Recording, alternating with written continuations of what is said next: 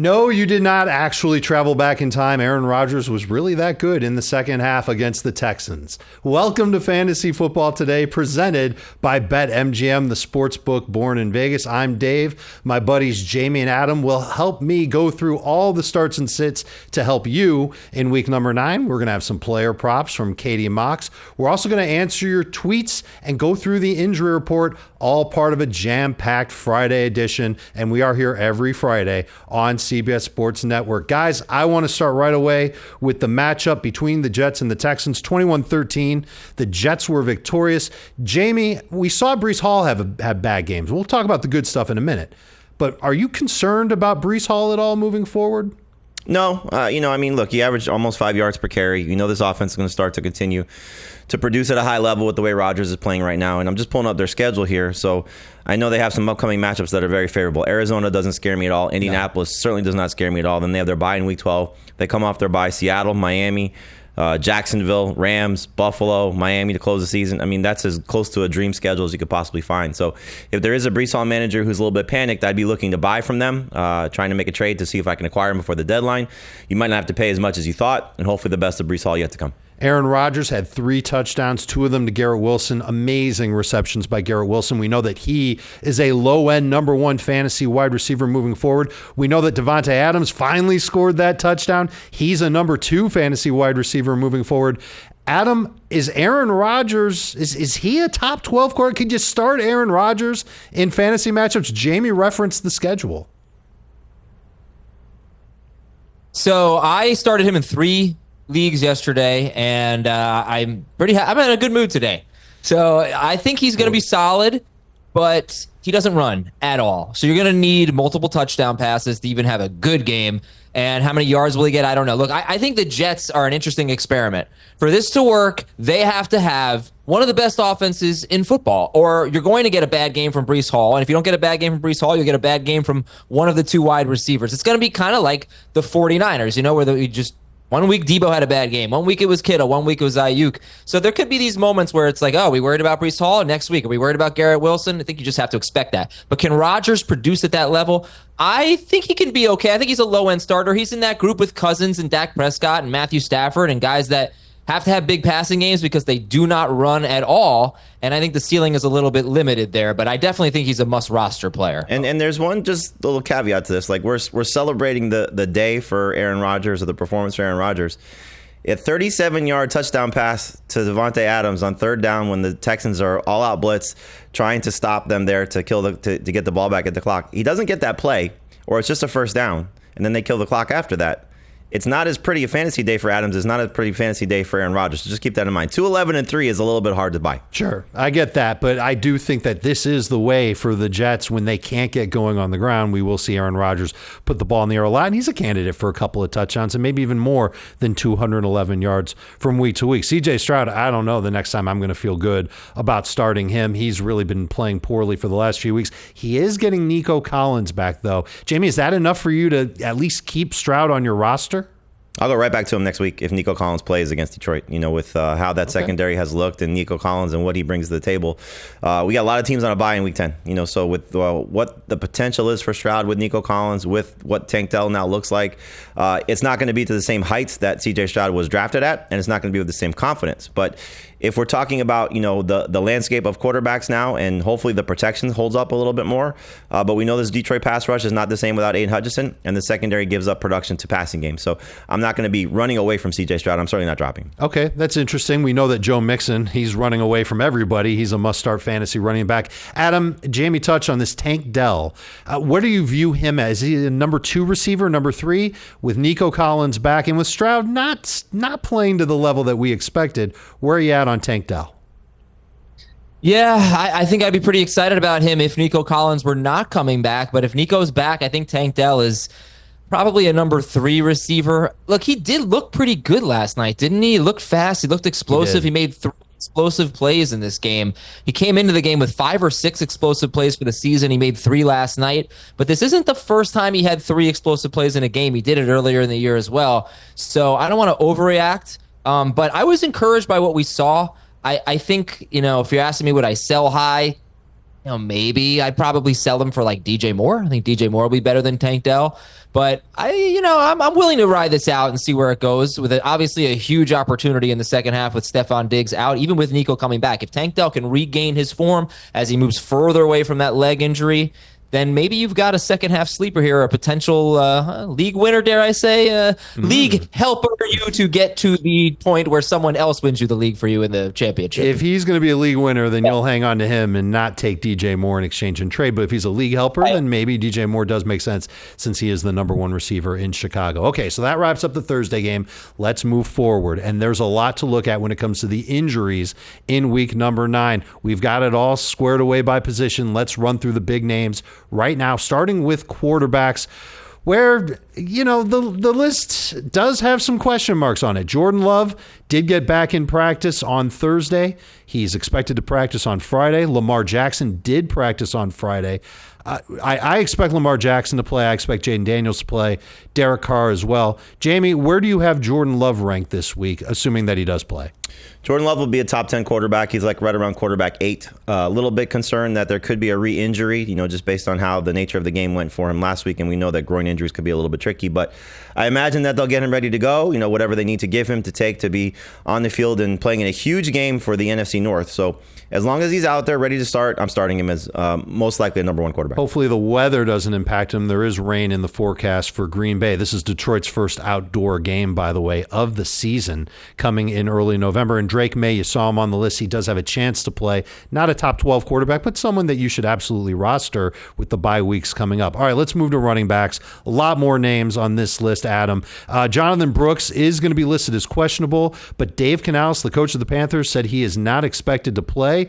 How do you feel about Chuba Hubbard? I will ask you that in the next segment, but take a look at this list. I would imagine that Tony Pollard is the name that gives you the most pause because he didn't practice on Wednesday or Thursday. Or Friday. Thank you, Jamie. So if he's out, tell me about the Titans running backs. Tyjae Spears, if he plays, and if he doesn't play, Julius Chestnut, they're playing against the Patriots. Yeah, I'll tell you about them. Tyjae Spears is a second-year guy. He's listed at 5'11", 195 pounds. Stop. Tell me if I should start him in fantasy. He's 50% rostered, and he is an absolute must-start. I did not see their practice either. Okay. Look at our guy, our reporter, Jamie. All right, so now tell me about Julius Chestnut. I shouldn't say it in practice.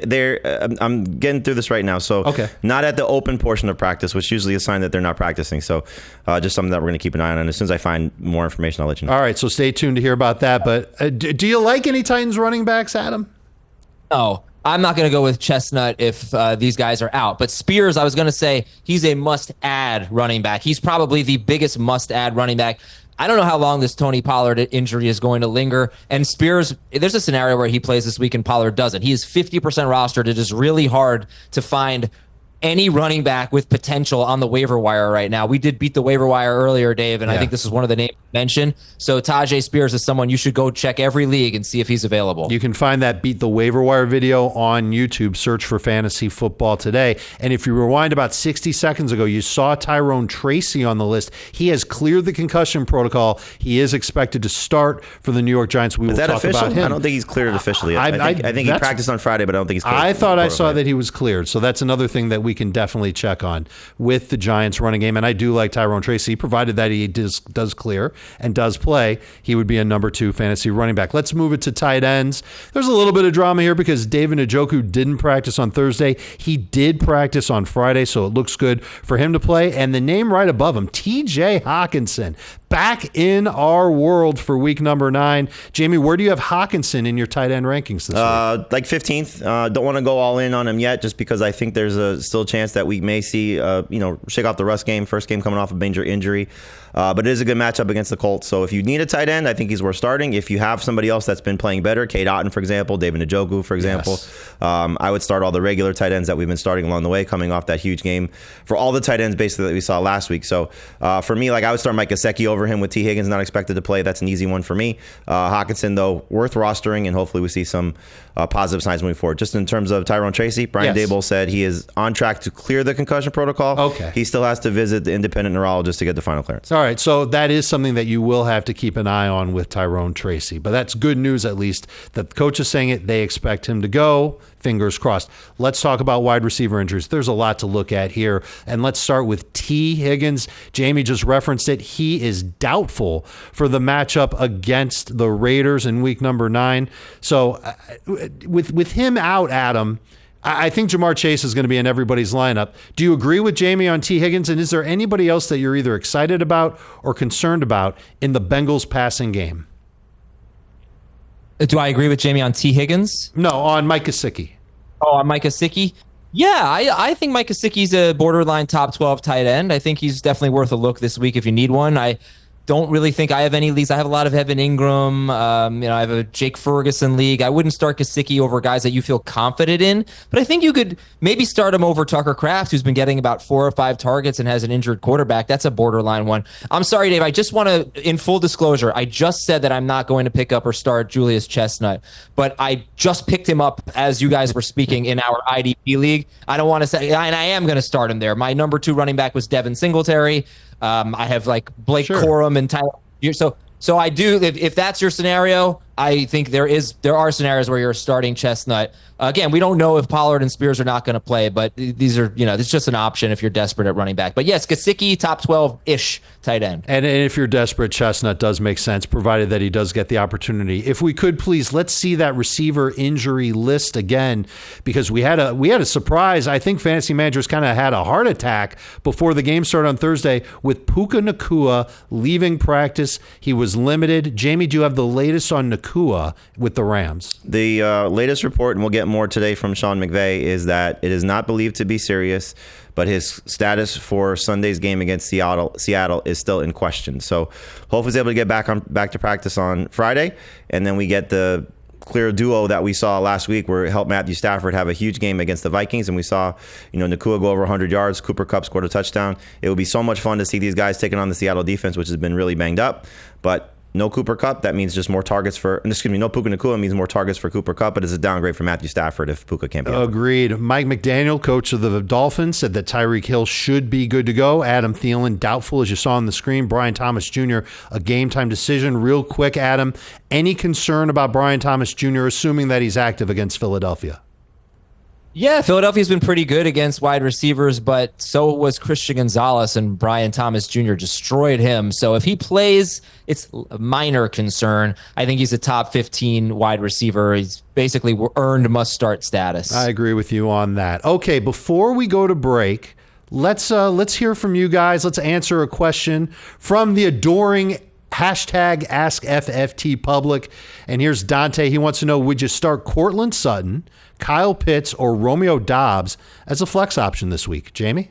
Cortland Sutton for me. Just coming off the game that he had, looking at the matchup against Baltimore, I think we're going to see Bo Nix have to throw quite a bit in this game. So I like the setup for Cortland Sutton. The Ravens are number 3 in most fantasy points allowed to the position.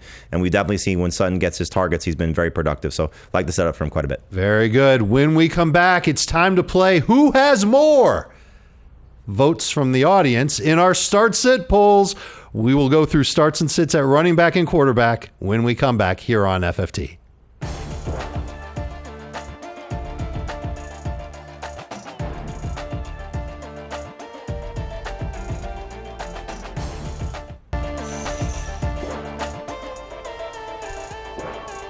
Welcome back to Fantasy Football Today on CBS Sports Network. The epicenter of injuries appears to be in Nashville with the Titans. Jamie, what's the latest with Tony Pollard and the rest of the Titans players who are on the injury report? So Teron Davenport, who covers the Titans for ESPN, just tweeted 2 minutes ago, no sign of L'Jarius Sneed, Calvin Ridley, Tony Pollard, Tyler Boyd, Tyjae Spears, and a bunch of other players. Sounds like Will Levis is there, but we may not have a starting running back for Tennessee or their number 1 wide receiver. So go get the Patriots DST if they're still available. It sounds like they might be going into tank mode. That's very interesting, and just Chestnut would be somebody who you could use in a pinch at running back this week. Remember, no Steelers, no 49ers. Can't use those players. They are on bye. Let's rank some running backs. I want to start with Jamie's start of the week. It's Chase Brown, but Adam, I'm going to ask you first to rank Chase Brown against Chuba Hubbard and against Brian Robinson Jr. So 3 running backs, all of whom I think are starts in fantasy, but who do you prefer the most of these 3? Chase Brown, and I will not know who I prefer second until I finish this sentence. Is it going to be Chuba Hubbard or Brian Robinson? It's going to be Brian Robinson Jr., but I keep flip-flopping on that one. But Chase Brown against the Raiders, who have allowed 15.5 or more PPR fantasy points to a running back in all but one game. Terrible run defense, but all three of these guys have great matchups. Brian Robinson Jr. he crushed the Giants in week 2. The Giants give up more than 5.3 yards per carry to running backs, and I probably would have Chuba Hubbard first if Andy Dalton were the quarterback, but he hasn't had a good game, really, a good fantasy game with Bryce Young yet. So I will hesitate a little bit with him and put him third. Okay, I'm going to put Brian Robinson first because of the matchup against the Giants. I think that he's in line to have as many as 20 carries, find the end zone, have over 100 yards, just like he did against the Giants in week 2.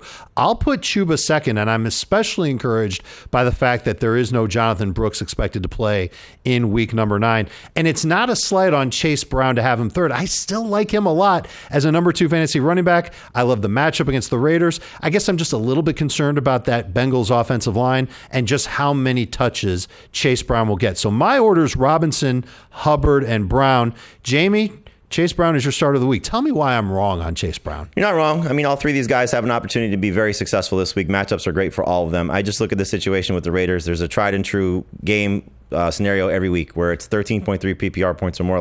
Prior to last week, it was 15.5 PPR points or more. And this guy has done well in some tough matchups. I think this is going to be one of his easiest matchups to date. Raiders number 10 in most fantasy points allowed to opposing running backs. So it would have been Chuba Hubbard. I agree with Adam if it was Andy Dalton under center, because the Saints are actually number 9 in most fantasy points allowed to opposing running backs. So we're just going on matchups. Hubbard has a better matchup. Brown would be second, and Robinson would be third. The thing that concerns you a little bit about Robinson is the lack of work in the passing game. When these two teams met in week 2, he was much more involved catching the ball. Did have a career high 133 yards rushing. So again, I think all three are going to be fantastic. But I think the ceiling is highest right now for Chase Brown. I want to throw a curveball at you, Adam. If Tyrone Tracy is cleared and he's ready to go for the Giants, where does he rank amongst these 3 running backs?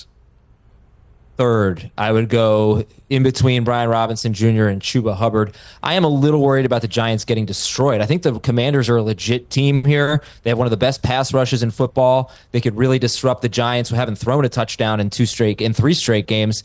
I love Tyrone Tracy, but if he doesn't break off a big run, I think it could be a tough game for him. Okay, let's see. Sorry to cut you off there, Adam. I didn't mean to do that. Let's see what the Twitter results are, because we asked you guys on our FF Today account who you like the best of these 3, and it was close between Brian Robinson and Chase Brown, but Robinson gets the edge, Chase Brown second, Chuba Hubbard third. I get it with Chuba, especially after last week. He did have a terrible game. And I know Halloween was yesterday, so I don't mean to give everybody a trick here, but not everybody has glorious options to start at running back. And so I'm going to give you 3 running backs that aren't exactly perfect to rank. And Jamie, I'm going to have you rank these 3 running backs first. It's Nick Chubb. He's taking on the Chargers. It's Rico Dowdle. He's taking on Atlanta. And it's Javonte Williams. Does he even belong in this group? Is he better than this group? You tell me. Javonte Williams is against Baltimore. Rank these 3 for me, Jamie. Yeah, Dowdle's going to be one for me. I like the setup for him coming off the illness. I hope he's going to be 100%. And the Cowboys, I think, need him, based on what we saw from Ezekiel Elliott and Dalvin Cook last week. I'm going to go Javonte second and Nick Chubb third. Chubb in the passing game has just been non-existent right now, and I think it's going to take him a little bit of time. So tough matchup against the Chargers as well. You look at this Falcons defense, they're 4th in receptions allowed to running backs, and the last time we saw Rico Dowdle, he had a 5-catch game. The 2 games prior to that, he caught a touchdown in both those games for Dallas. So I think his role in the passing game will certainly come through here if the Cowboys give him some opportunities there. And then in terms of Javonte, it's just a tough matchup. I know that you can throw against the Ravens. Running backs can catch the ball against the Ravens. I just don't know if that's necessarily his complete opportunity, where it could be Jaleel McLaughlin getting a few more opportunities there. Those last 3 games for Dowdle, where Jamie just mentioned it, either a touchdown or 5 catches, all against zone-heavy teams. These teams approach the Cowboys with lots of zone coverage. The Falcons play the most zone coverage of any defense in the league. This is a great spot for Rico Dowdle. I agree with your order, Jamie. Adam, can I convince you on Rico Dowdle being at the top of your list? No, you certainly cannot. I actually do like Rico Dowdle, but I am a little bit worried that Ezekiel Elliott will get a goal line touchdown. If they even get there, they almost never get inside the 5-yard line. But Zeke had it last week with Dowdle out. Last time Dowdle had a goal line touchdown, he fumbled it. Or a goal line carry, he fumbled it. So I actually have Nick Chubb first here. I'm a little bit more encouraged. I'm definitely the high guy. I'm definitely looking at your rankings and having the shows this week. I'm definitely the high guy on Nick Chubb. I think he's going to get a lot of work. And it's basically, I believe in the Browns offense right now, with Jameis Winston and with their offensive line pretty healthy. So I think they're going to have scoring opportunities, and there's no question if they have a rushing touchdown and it's from a running back, it'll be Nick Chubb. I go Chubb 1, Dowdle 2, Javonte 3. It's a little interesting because Michael Pierce is on IR for the Ravens, but I still think they're going to have a really, really good run defense. So I will put Javonte 3rd. And then if you had to use Julius Chestnut or one of these guys, let's assume there's no Pollard, no Spears for the Titans. Would you consider Chestnut over any of these running backs? Either of you? Consider briefly, but I would end up with the other guy. The thing when I can't think of any of these off the top of my head, but I just feel like in the past there have been these situations where we expect one running back to get all the carries, all the work, and it just doesn't work out that way, and we never saw it coming. That could easily, we don't know that Chestnut's going to be the main guy for them, right? So I think you got to be pretty cautious there. I would start him over Chubb and over Javonte Williams. Wow. Okay. Oh, come on, Jamie. He's all in on Chestnut. He's roasting it over an open fire. Let's move to quarterbacks. Baker Mayfield is in our next group of 3, along with Bo Nix and Dak Prescott. And this is kind of a combination of seeing how far Dak has fallen versus how much Bo has risen versus Baker Mayfield, who we thought was going to be terrible last week, and he ended up being awesome. Jamie, I'm curious how you rank these 3 quarterbacks. Yeah, I like the setup for Dak. It's the highest over-under of the week between the Cowboys and the Falcons. I think, you saw last week a little bit of struggles. 2 interceptions wasn't fun to see against San Francisco. Typically coming off the bye, he's better than that. But this matchup doesn't scare me. You mentioned Baker Mayfield didn't have his 2 receivers, and he still lit them up for 28 fantasy points. I just don't think this Falcons defense is very good. So Dak should come out and bounce back with a stronger performance that I think gets you close to 25 fantasy points. I'm actually going to go Bo Nix over Baker Mayfield. I know that's probably the dumb route to go, but Mayfield, despite not having his receivers, I just don't think he's going to overcome the Chiefs defense this week like he did last week against Atlanta. So you'll get some plays from K-Dot and you get some plays from the running backs, but this is just a much tougher opponent without Kansas City operates. And Baltimore, you mentioned, they're certainly weaker on their defensive line without Pierce there. The secondary has been beat up. We'll see who's able to play for them this week. I just think Bo Nix, with what he's doing with his legs, he's got 4 straight games with at least 6 fantasy points with just his legs alone, whether it's a rushing touchdown or 60-plus yards.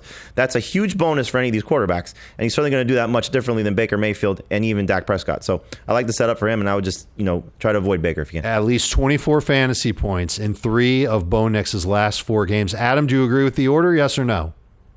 Yeah, Dak, Bo Nix, Mayfield. When I first did it, though, I had Bo Nix first. I just feel like I'm putting a little bit too much faith in someone who threw that pass against the Saints that I will just never get out of my head in between 2 wide open receivers. He still has that possibility of playing a really bad game because he's going through the learning curve of being a rookie quarterback. So Dak, Bo Nix, and if Baker Mayfield's on my bench and he has another huge game, I'm just going to be so mad at myself, but I'm willing to take that risk. I feel the exact same way, and I have the exact same order: Dak, Bo, and Baker Mayfield. I'd love to know what the audience thinks about these 3 quarterbacks. Who do they like the best? They like Dak Prescott the best. They like Bo Nix second best, just ahead of Baker Mayfield. So we are all on the same wavelength. Let's answer a tweet. It's from Andrea, a loyal viewer. Chase Brown or Brian Robinson Jr. half PPR. Does the half PPR make it easier or harder to separate these guys? I had Robinson higher than Chase Brown. I'll take Robinson, but Jamie, I'm going to assume that you're still with Brown here. I am. I think both guys have an opportunity to play well. I don't think there's a bad choice here. I just think Brown has a higher ceiling. Let's see if there are any bad choices at wide receiver this week. When we come back, we will start ranking wide receivers to help you start and sit your fantasy lineups. Don't go anywhere.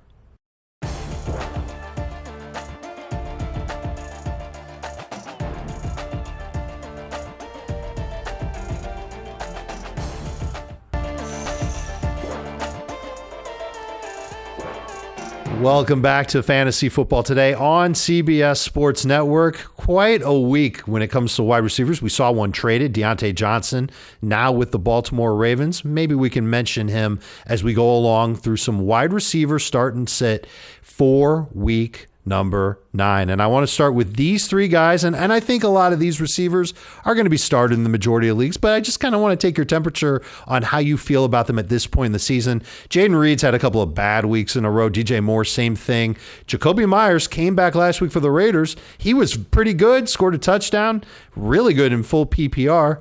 Adam, how do you rank Jacoby Myers versus DJ Moore versus Jaden Reed? Jacoby Myers is number 1 for me. He is the least exciting of this group for sure, but He's got a matchup that's pretty good. The Bengals have allowed 15 or more PPR fantasy points to 6 wide receivers in their last 5 games. And Myers is just solid. The other guys have downside. I go Jaden Reed 2 and DJ Moore 3. I do sort of feel like Jaden Reed is just too good to have, 3 clunkers in a row. I feel like he'll break out, would be a good DFS play or something like that. So there's a possibility Jaden Reed just goes nuts and Jordan Love throws 4 touchdowns or something. But I'm going to go Myers, Reed, Moore. I'd be less interested in Reed if Malik Willis was starting for the Packers, but it doesn't look like that's going to be the case, although you do have to double-check that before the games start on Sunday. Jamie, does Adam have the order the right way? Yep, I would go the same order with Myers, like you said, not the most exciting, but certainly has a chance to be the most productive. Jaden Reed hopefully will snap out of his recent slump and take advantage of the Detroit secondary, and then DJ Moore's third.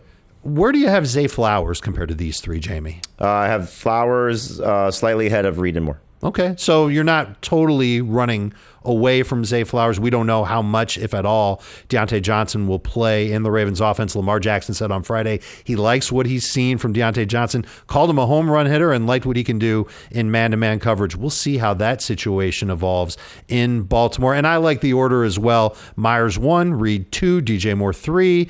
Audience is always number 1 to me. Let's see what you guys think of these 3 wide receivers. And you've got Jaden Reed at the top. And look how close that is, guys. It's less than 1 percentage point between Reed and Moore. And Jacoby Myers is third on this list. Real curious to see who's right on this one. The fantasy geeks, that's us. Sorry to call you guys geeks, but it is what it is. And the fantasy audience out there, Jaden Reed at the top of their list. Let's move on to the next group of wide receivers. Another Packers in this group of 3. It's Keon Coleman. He's not a Packer. He's a Bill.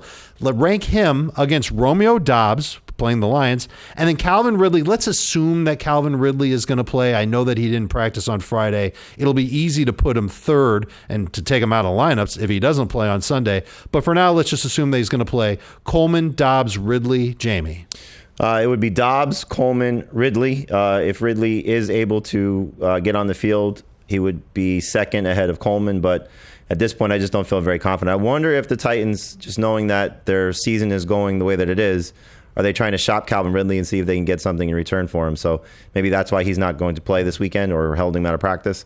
I don't know exactly what's going on with the running backs there, but this could be a really ugly situation for Tennessee's offense if they don't have Pollard, they don't have Ridley, and they don't have Tyjae Spears. That is interesting, and that is a good point. So let's throw Calvin Ridley out of this, Adam. If it's just Romeo Doubs and Keon Coleman, did you see enough from Coleman to start him over Doubs this week?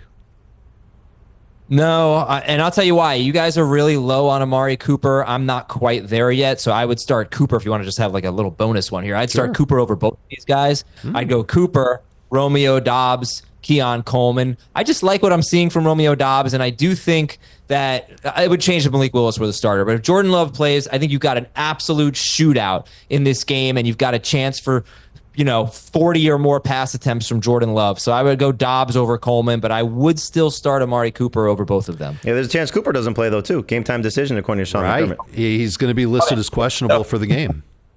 Yeah, obviously. If he doesn't play, I would put him second. No, just kidding. I would put him third.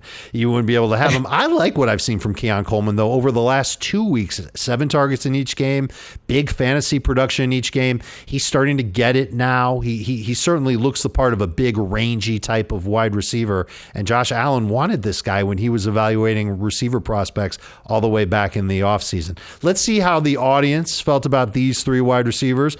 Doubs, Coleman, Ridley. They're buying into Coleman. Maybe a little bit of recency bias here with Keon Coleman getting 41% of the vote, and they were voting before Friday, so they thought Ridley was going to play. Now, obviously, if Ridley does not play, we can start thinking about where he could go via trade to be impactful in the NFL. It won't be Jacksonville. It probably won't be anywhere in the AFC South.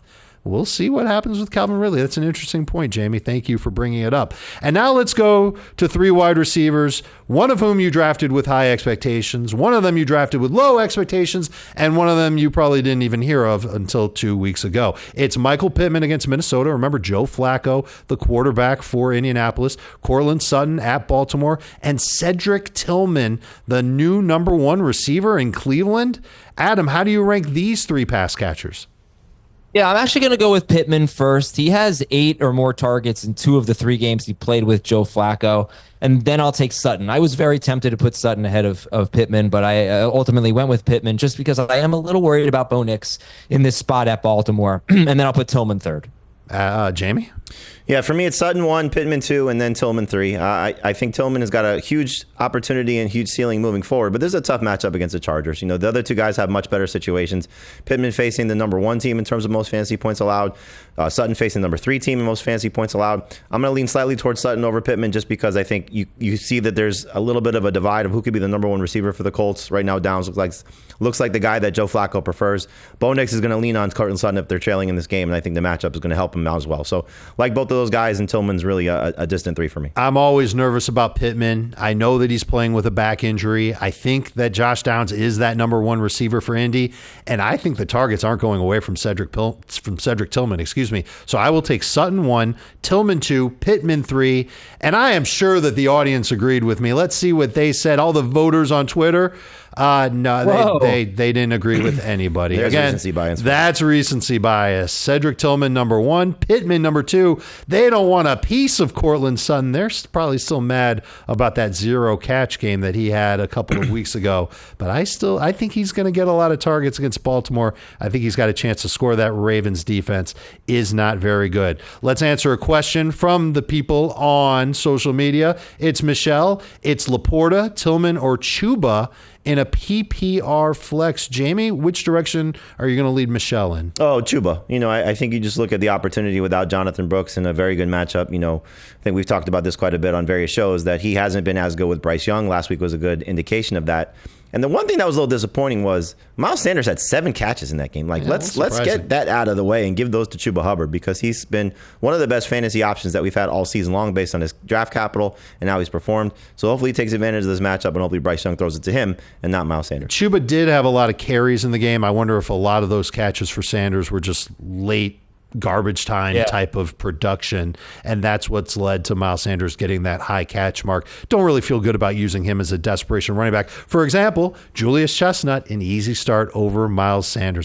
Adam, it was great having you on the show. Thank you very much, but we're upgrading. Katie Mox is in with her player props as we do the BetMGM Player Prop Challenge next on FFT.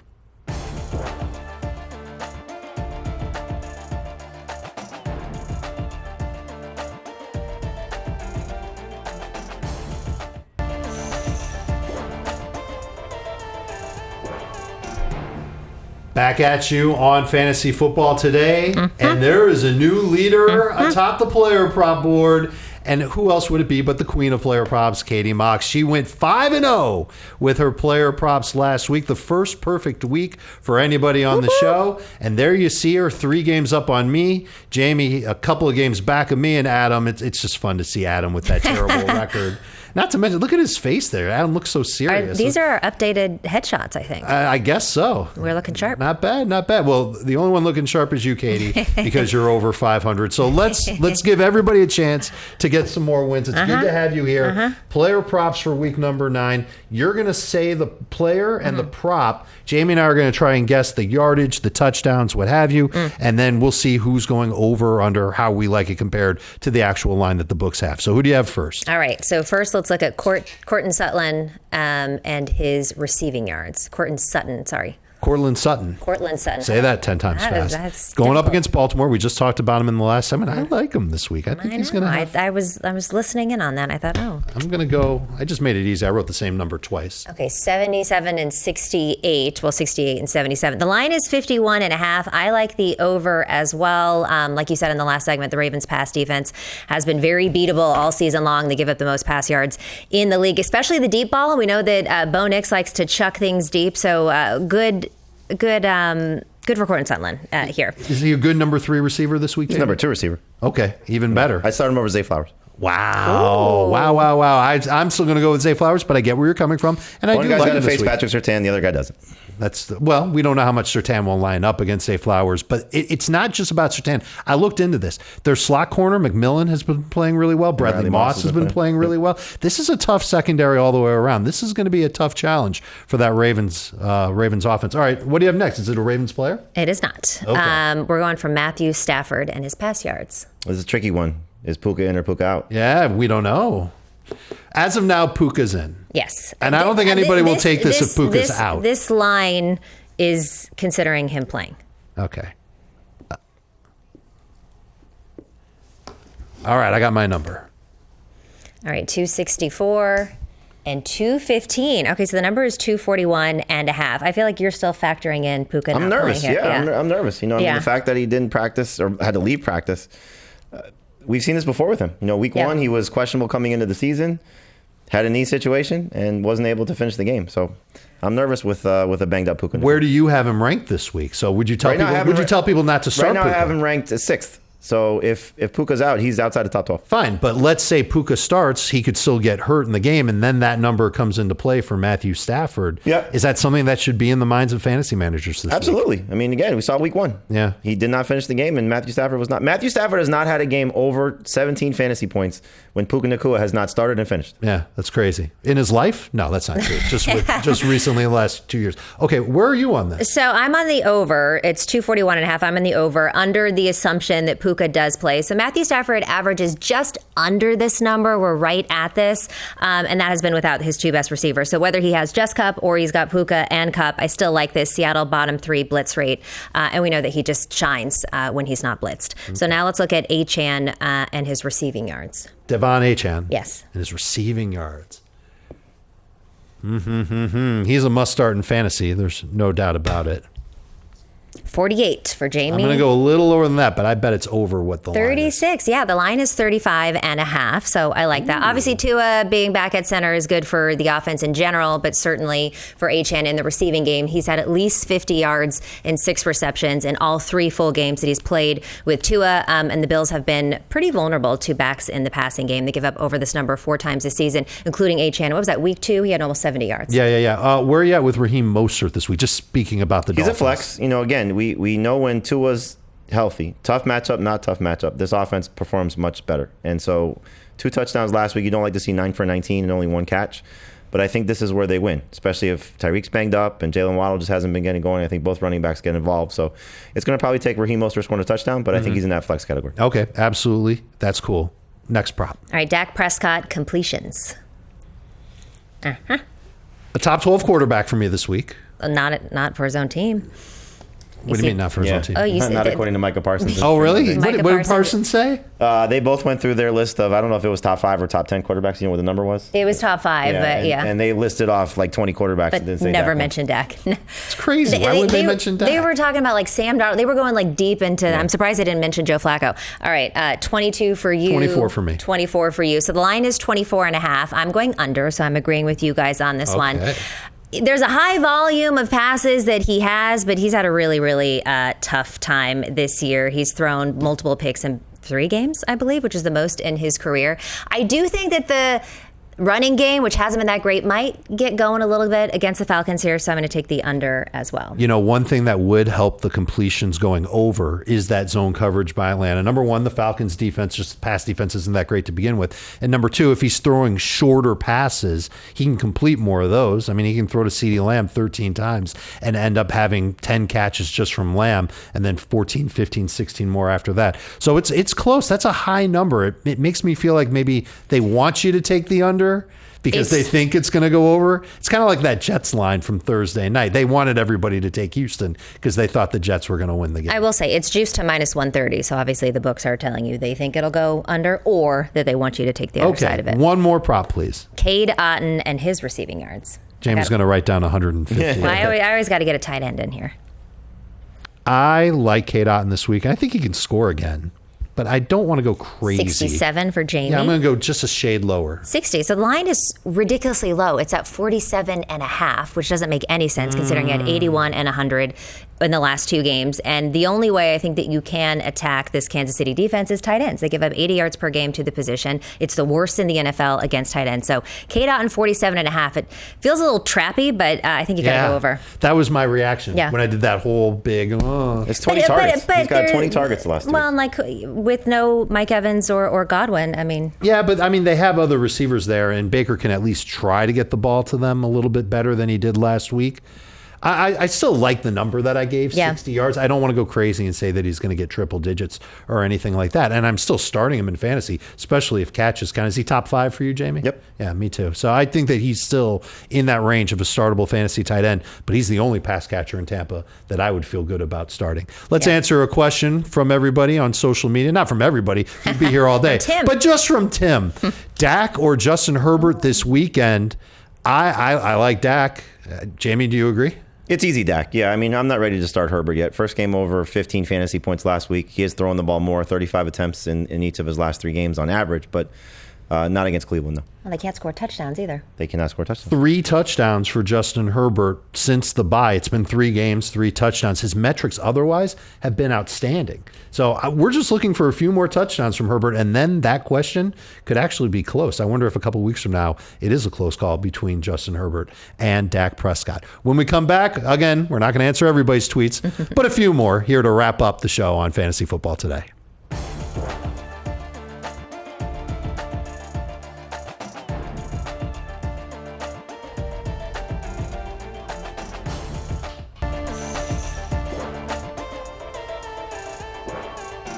On Fantasy Football Today, before we answer Aaron's question, Jamie, a couple of notes that crossed the wire.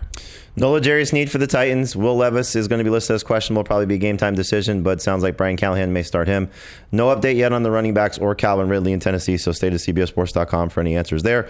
Devontae Smith wasn't spotted during the open portion of the Eagles' practice, but according to Jeff McClain, who covers the team for the Philadelphia Inquirer, says that Smith is good to go. No Dallas Goedert to practice, no Darius Slay practice. Okay, good to know. We will be available to answer your fantasy questions and have the latest injury information Sunday morning, starting at 11:30 a.m. Eastern on YouTube. Search for Fantasy Football Today on YouTube and like and subscribe to the channel, and you'll get all the updates from our crew. What do you see here, Katie? It's from Aaron. What's the question? Start 2, bench 1, D-Hop, Jacoby Myers, or Michael Pittman? I like Myers the best, Jamie. Do you? Yeah, I'm benching DeAndre Hopkins starting the other 2. I think Myers is in a great spot, and Pittman is as well. Just give him the quarterback change, and Hopkins still has a lot to prove first. Myers, Pittman, Hopkins for me. Next question. Oh, this is a long one. Would you avoid playing Chiefs defense in one league because you're starting Baker in another league to give yourself a better chance of winning both matchups? Or do you not make decisions cross-league and treat them independently? This is from Charlie. Jamie, so I'm a bad person to ask this to because I play in 13 leagues and I don't ever look at my opponents and who they have. Just general advice, start your best lineup. Always try and put the best players out there. And so if Baker's your best quarterback in one league, cool. If the Chiefs defense is your best DST in another league, go for it. There's still a path for you to win both games, even though your quarterback in one league is taking on a defense in another league. All right, moving on. All right, how much does Stroud's stock go up if Nico returns for next week, Jamie? Tremendously. I mean, not having your best receiver is going to hurt any quarterback, and we've seen what it's looked like for Stroud the last 2 games at least. So with what Tank Dell was able to accomplish in the absence of both Collins and Stephon Diggs, just knowing that he gets those guys back against Detroit, that's a very favorable matchup. Hopefully the offensive line can protect him a little bit more. But yes, CJ Stroud goes from someone we say might be droppable to someone who's borderline starter. Stop me when you hear a bad matchup for Stroud. Detroit, Dallas, Tennessee, Jacksonville, bye. Miami. The bye definitely. Bye's in week 14. So you've got 4 weeks of CJ Stroud with Nico Collins at minimum. So don't lose CJ Stroud just yet. All right, help me make a tough choice, FFT team. Would you flex Monty or down, starting Hunt and Jacobs, but also have Connor on the bench? I would actually sit Hunt for Connor. Yep, me too. And I would probably sit Hunt for Montgomery also. They're both touchdown dependent. But yes, I would probably, if it's PPR for sure, I'm playing Josh Downs over almost all these running backs. I would too. I like Downs the best, certainly over Montgomery, and I would sit Kareem Hunt and have James Conner in the lineup.